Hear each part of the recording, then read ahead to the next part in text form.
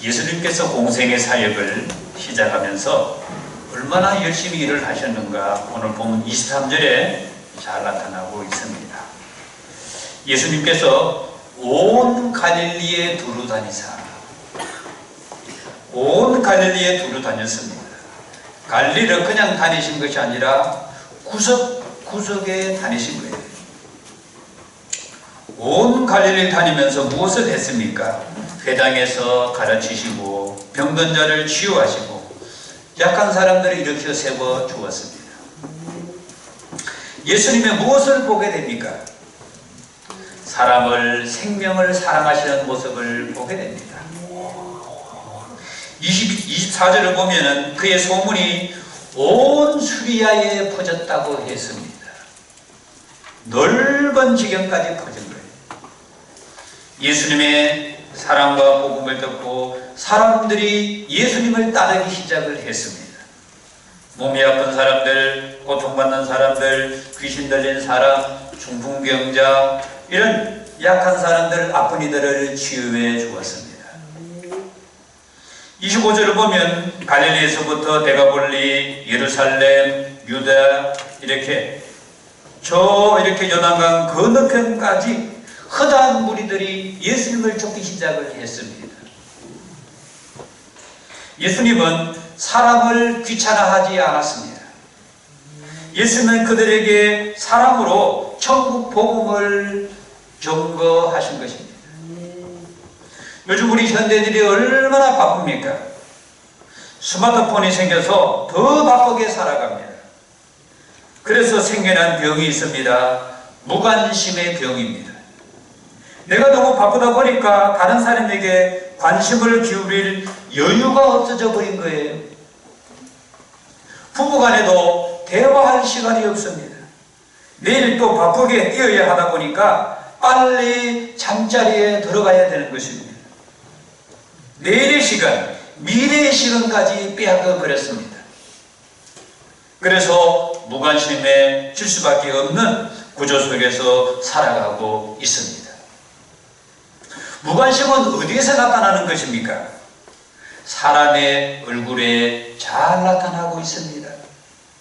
대중교통인 버스나 지하철, 길거리의 사람들 얼굴을 보면 잘 나타나요. 다른 사람들을 이렇게 관심을 볼 여유가 없어져 버렸습니다. 모두 다 바쁩니다. 정보화의 영향으로 사람의 영성은 점점 메말라가고 인간이 기계화 되어져 가고 있습니다. 현대 정보를 주도하는 것이 AI, 자율자동차, 드론, 스마트폰으로 압축되어져 가고 있습니다. 새로운 세계가 열려지고 있습니다. AI 인공지능 성능이 빠르게 발전해서 사람이 일일이 문서를 제작할 필요가 줄어들어 국가 기술 자격증을 찾는 이들이 급속도로 줄어들었습니다. 필요가 없어져 버렸습니다.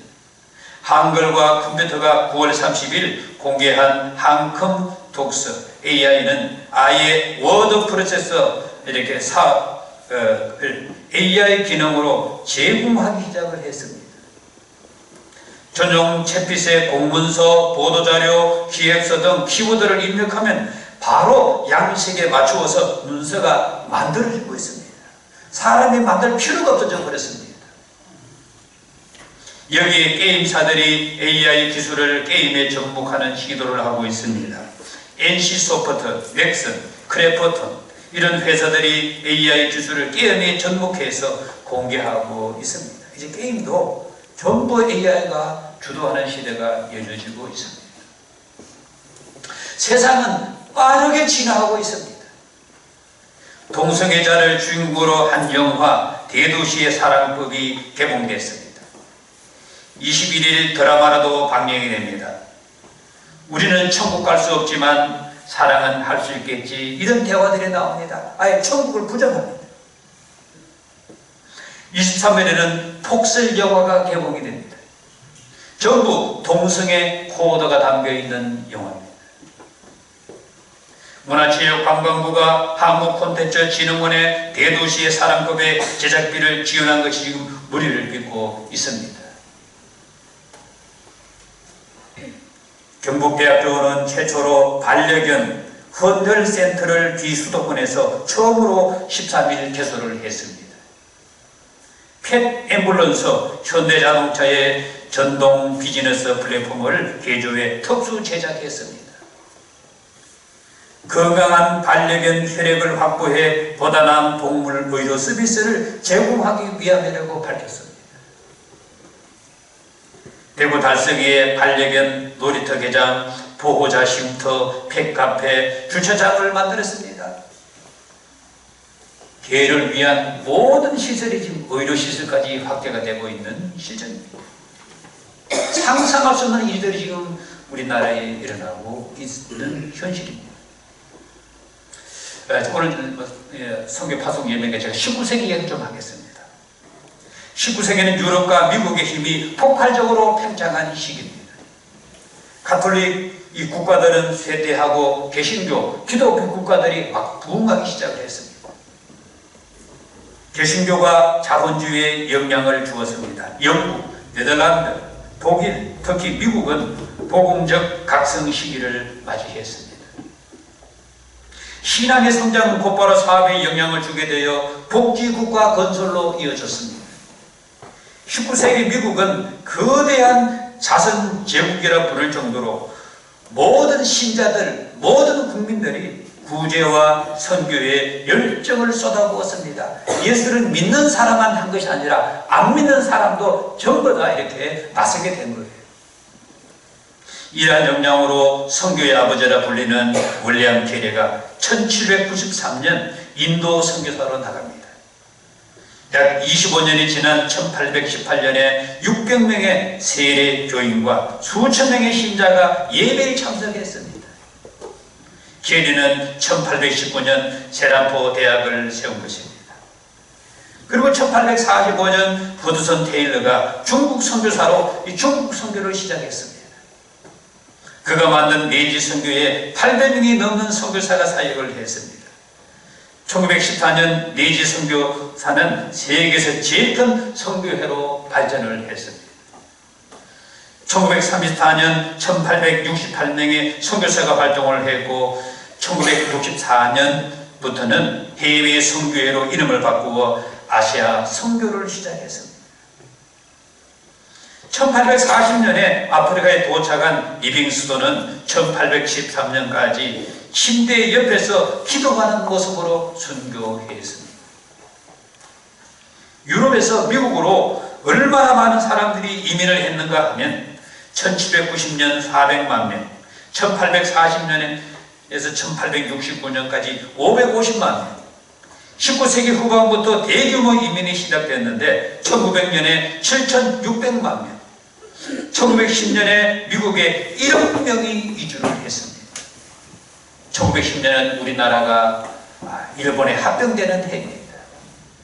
1910년도에 얼마나 많은 유럽의 사람들이 넘어가 이민했는가 하면 1억 명이 가고, 그야말로 거대한 문제입니다. 한 세기 동안 거의 20배의 인구 증가가 이루어지게 된 겁니다. 아일랜드 사람, 독일 사람들은 배싹이 없어서 미국에 갈 돈이 없어서 15년, 20년 동안 배싹을 지불한다 계약을 맺고 이렇게 20년 후에 자유유무이 된다고 해요. 그거 계약을 맺어서 배 타고 가고, 배싹이 없어요. 배싹을 지불하려고 15년 동안이나 그야말로 이렇게 노동일을 해요. 유럽 사람들이 미국에 가기 위해서 엄청난 사람들이 미국으로 건너갑니다.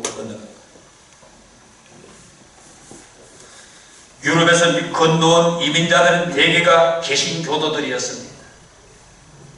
오늘의 미국을 건설한 힘은 바로 하나님 믿는 사람들입니다. 할렐루야. 유럽에서는 탈기독교 현상이 나타나고 있었고 미국은 회개운동이 거세게 일어나고 있었습니다. 미국은 급증하는 인구와 부가 만들어지고 교회는 활기가 넘쳐났습니다. 기독교는 자연스레 미국에서 크게 부흥을 한 것입니다. 미국의 넓은 천연 자원이 개발되고 기기가 만들어지고 공장이 세워지고 수송수단들이 개발되어 산업화가 이루어지게 된 것입니다.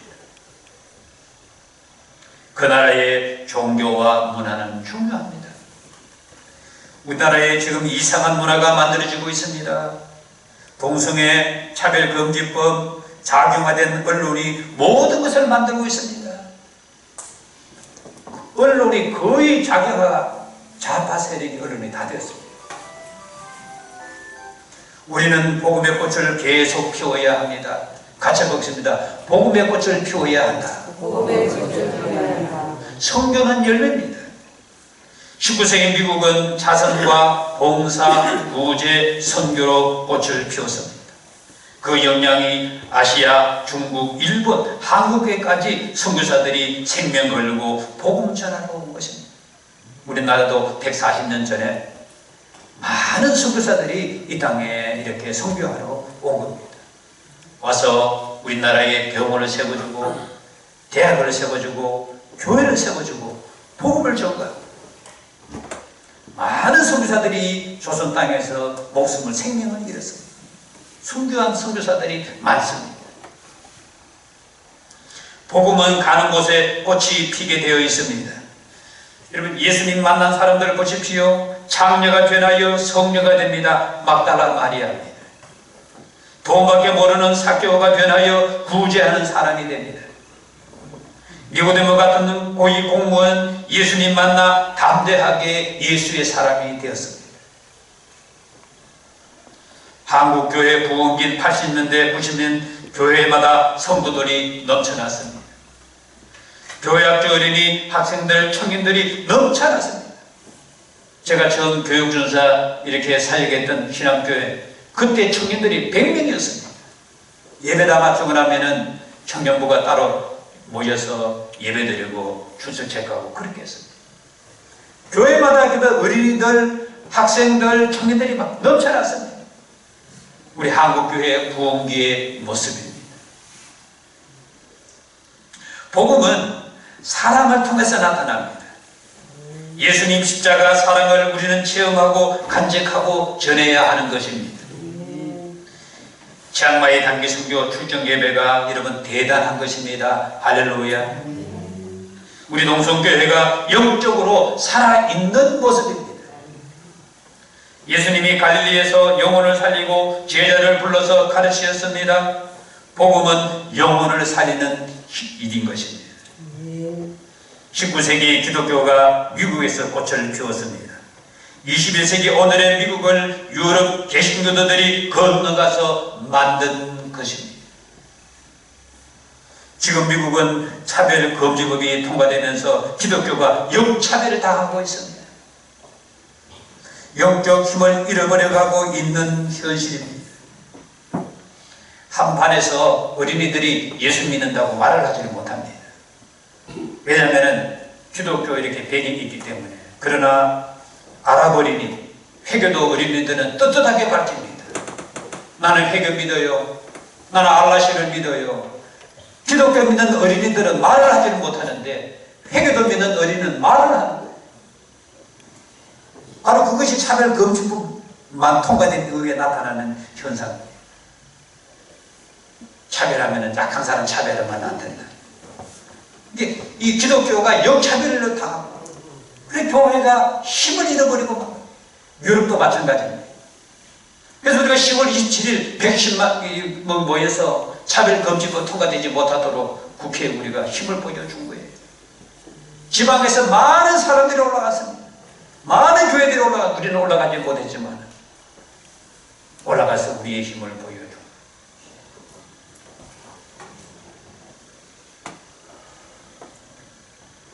종교와 문화는 그 시대를 지배하는 힘입니다. 예수님께서 말씀하신 종말이 눈앞에 펼쳐지고 있습니다. 11월 달에 이틀 동안 제주도에 300mm 비가 내렸습니다. 11월 달에. 대만에 지금 비가 폭풍 쏟아져가지고 난리가 났고 스페인은 지금 수천 대의 차가 부서지고 500명이 죽고 발렌시아 도시 하나가 완전히 거짓말이 된 거는 예수님 말씀하신 주요 재앙의 종말이 지금 우리 눈에 보여주고 있습니다. 우리는 지금 종말의 끝자락에 살고 있는 것 같습니다. 어떻게 세계 곳곳에 복음이 전해지겠는가?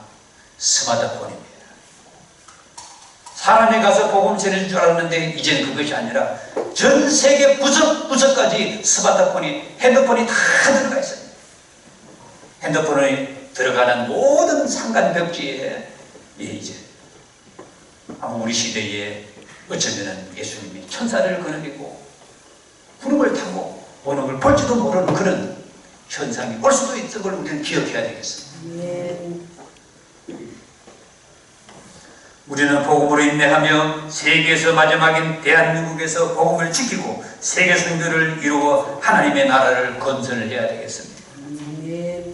세계에서 개신교가 제일 강한 나라가 대한민국. 다 약합니다. 그러나 우리 대한민국을 하나님이 축복해 주셨습니다. 할렐루야. 우리가 이 복음을 지키고 우리가 제2의 영적 이스라엘이 되어서 세계로 복음을 수출하는 대한민국이 되어야 되겠습니다. 영적 자부심을 가지고 오늘 치앙마이 단기 선교 13번 가시는데 가시는 분은 13번이지만 그러나 여러분들이 기도해주고 또 헌금으로 선교 헌금으로 또 기도로 도와주셔서 감사를 드립니다. 이번에 우리가 가는 사암의 학교는 그야말로 가난한 불쌍한 아이들입니다. 학생들입니다. 청년들입니다. 부모들이 너무 지지직에 가난하다 보니까 학교 보낼 돈이 없는, 먹고 살기도 힘들었어요. 그래서 선교사님이 이렇게 교회 하나가 살려서 마지막 이렇게 가는 우리가 왔습니다. 그 어린이들이 학생들이 400명이 됩니다. 이번에 우리가 이번에 좋은 그런 예수님의 사랑을 우리가 보여주고 우리의 태국말로 이렇게 찬양을 들어주고 얼마나 좋은 일입니까? 우리가 이번에 우리 교회가 대단하다는 자부심을 지니시기를 바라겠습니다. 기도하겠습니다. 하나님 우리 아버지 오늘 치앙마이 단기 선교 파송 예배를 드리